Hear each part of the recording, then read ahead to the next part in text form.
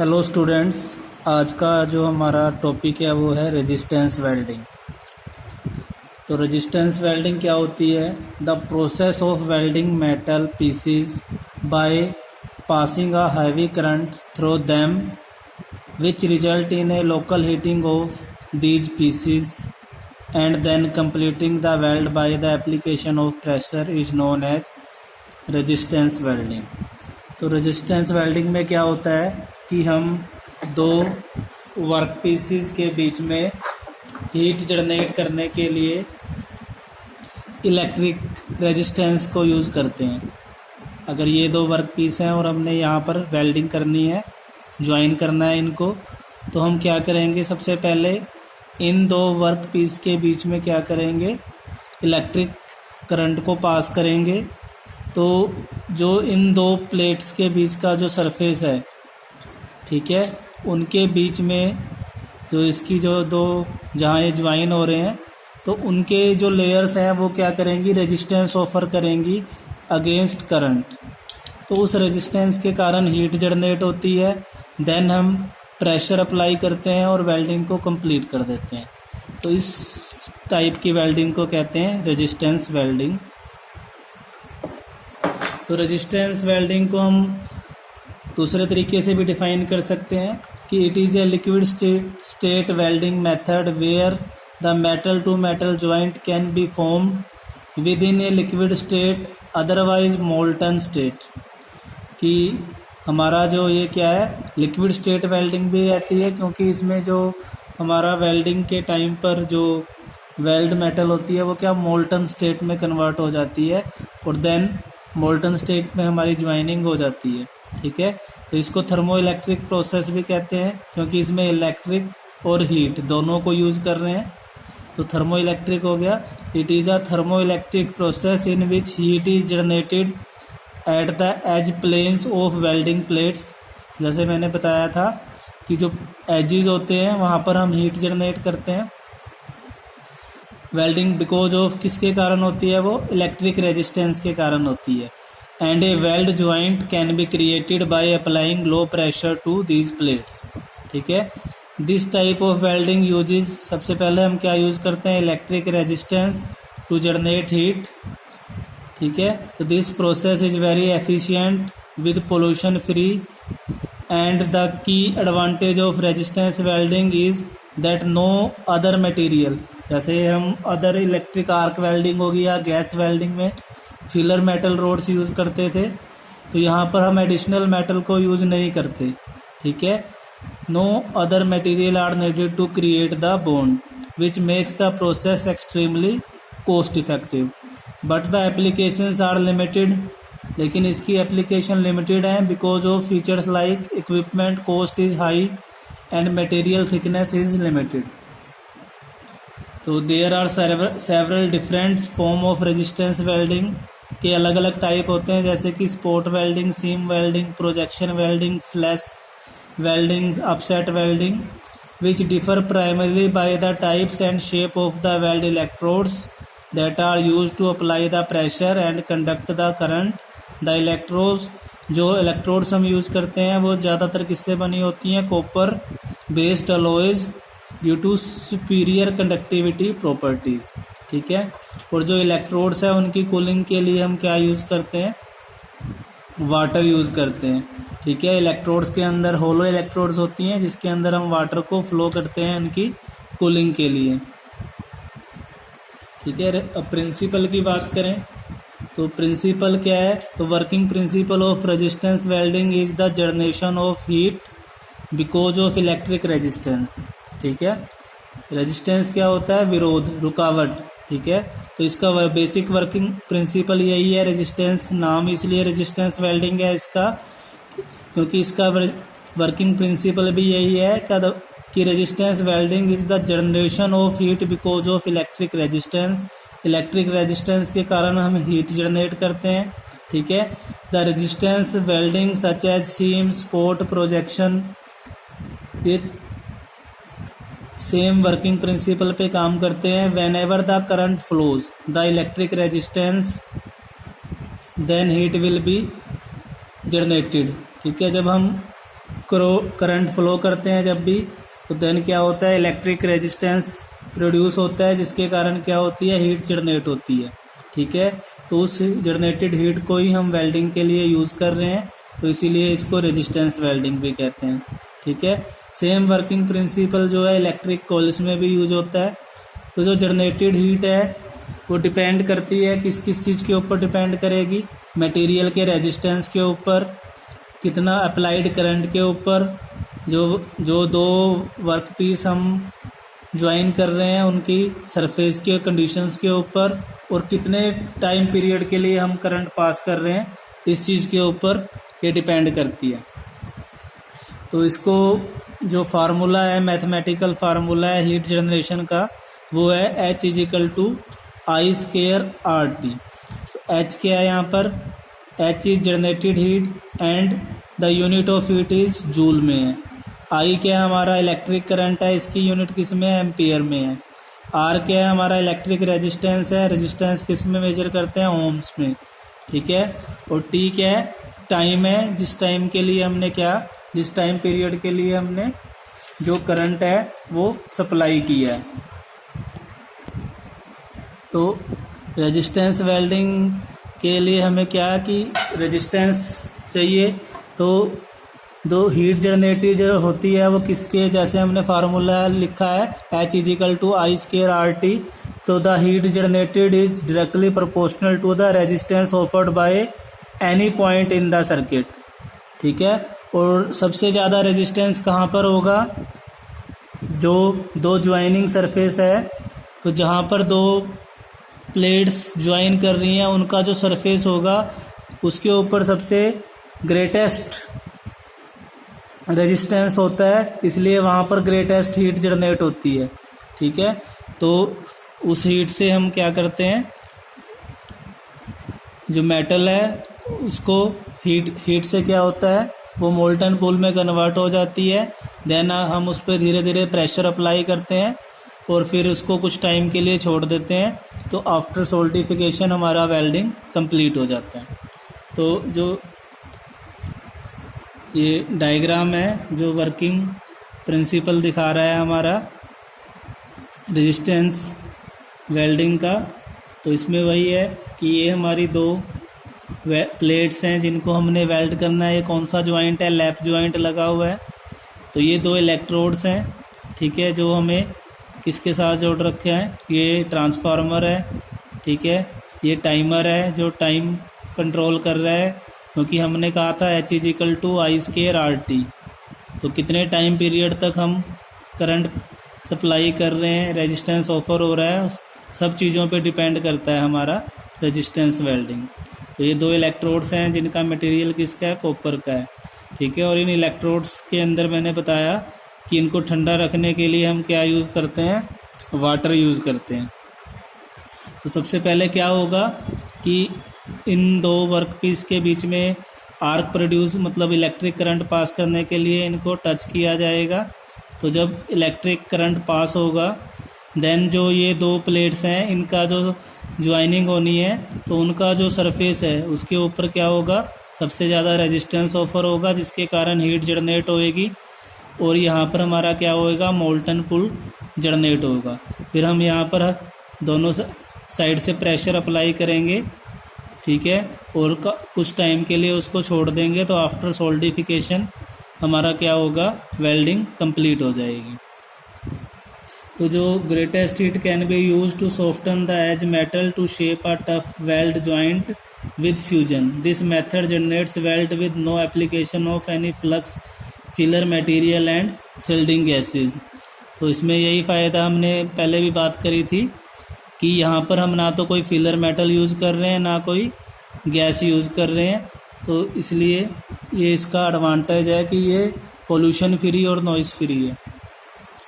तो नेक्स्ट जो बात करते हैं एप्लीकेशंस की, तो एप्लीकेशन क्या है कि resistance welding machines are designed and built for a wide range of automobile, automotives के अंदर यूज होती है ये, एरोस्पेस एंड इंडस्ट्रियल एप्लीकेशंस के लिए।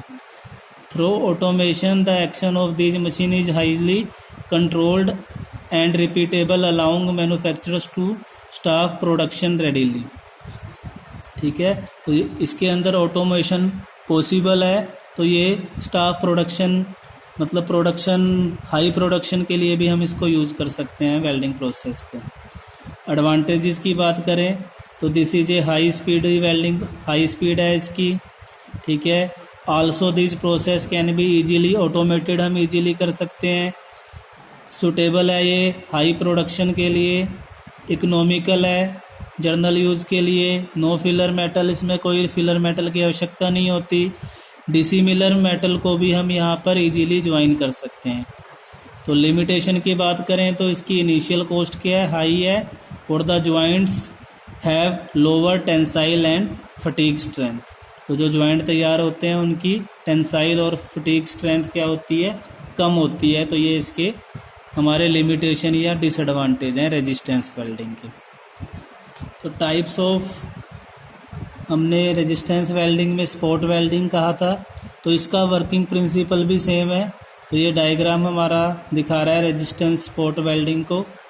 तो that type of resistance welding process which produces only one welding spot at a time between two metal sheets is known as spot welding. कि जो welding process, resistance welding process एक time में एक ही spot produce करता है, उस welding process को हम कहते हैं स्पॉट वेल्डिंग। तो जो स्पॉट वेल्डिंग है, ये हम, इसका सर्किट है, तो ये हमारी दो टोंग्स हैं जिनके बीच में हमने इलेक्ट्रोड्स को होल्ड किया हुआ है, ठीक है। और ये हमारा इलेक्ट्रोड्स वही सेम है कि कॉपर इलेक्ट्रोड्स हैं, ठीक है। ये दो हमारे वर्क पीस हैं, वर्किंग प्लेट्स है, ये हमारी पावर सप्लाई है। तो इसका इस प्रोसेस में क्या होते हैं, सबसे पहले हम जो वर्क पीस को दो इलेक्ट्रोड्स के बीच में होल्ड करके रखते हैं माइल्ड प्रेशर के साथ, तो उस टाइम पीरियड को हम क्या कहते हैं, स्क्वेंजिंग, ठीक है। उसके बाद हम क्या करते हैं, इसके बीच में इलेक्ट्रिक करंट फ्लो करवाते हैं, तो जिसके कारण रेजिस्टेंस ऑफर होता है दो ज्वाइनिंग सरफेसेस के बीच में, और हीट जनरेट होती है। तो इस पीरियड में क्या हो रही है हमारी, देन दूसरा स्टेप क्या हो गया, हीटिंग।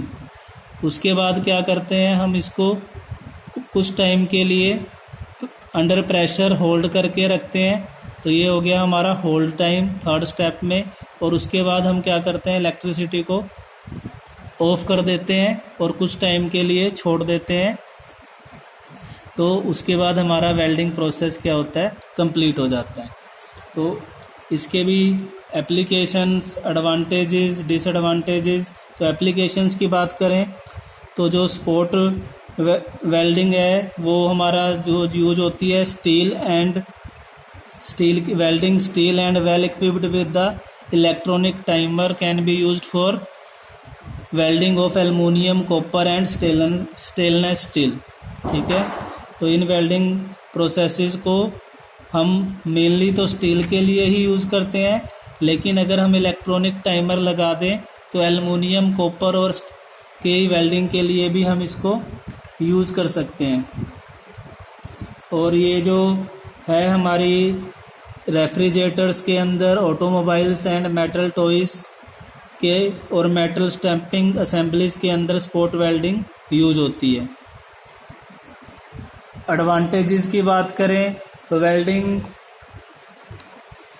का जो ये वही है, स्पीडी ऑपरेशन है, क्योंकि रेजिस्टेंस वेल्डिंग का ही टाइप है ये, तो ये भी स्पीडी है। Very low fumes are produce, high cost effective है, no filler metal are needed, very low distortion occurs.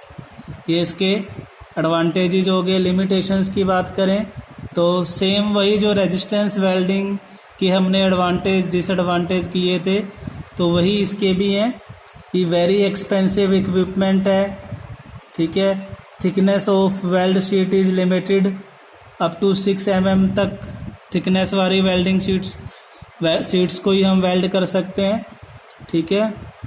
और इसकी जो स्ट्रेंथ होती है वेल्ड की, वो क्या होती है, लो टेंसाइल स्ट्रेंथ और लो फटीग स्ट्रेंथ, हमने पहले भी डिस्कस किया था रेजिस्टेंस वेल्डिंग में।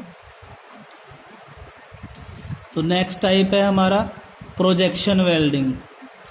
तो प्रोजेक्शन वेल्डिंग भी रेजिस्टेंस वेल्डिंग का ही एक टाइप है, जिसके अंदर मोर देन वन, ठीक है।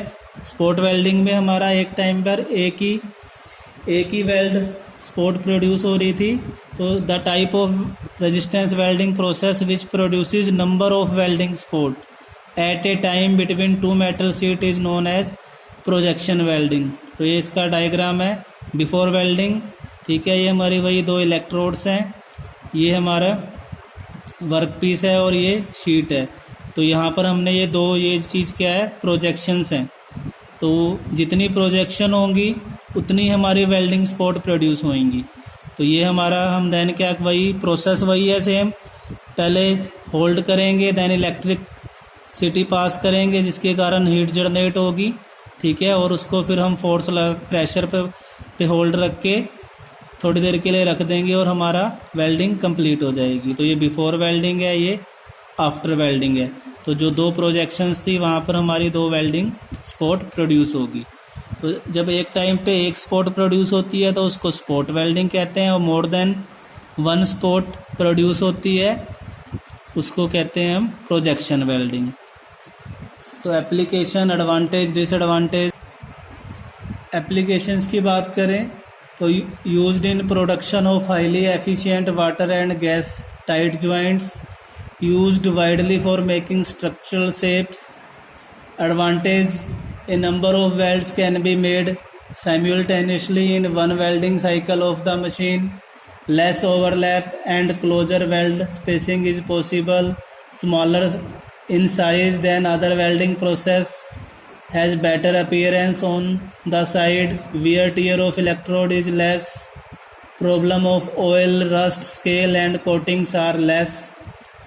अगर डिसएडवांटेजेस की बात करें या लिमिटेशंस की बात करें तो requires an additional operation to form projection. पहले हमें प्लेट्स के ऊपर प्रोजेक्शन बनाने के लिए अलग ऑपरेशन की ज़रूरत पड़ती है। Requires higher capacity equipments due to multiple welds, accurate control of projection height and precise alignment of the welding dies is required. तो ये था इसकी लिमिटेशंस। नेक्स्ट है हमारी सीम वेल्डिंग।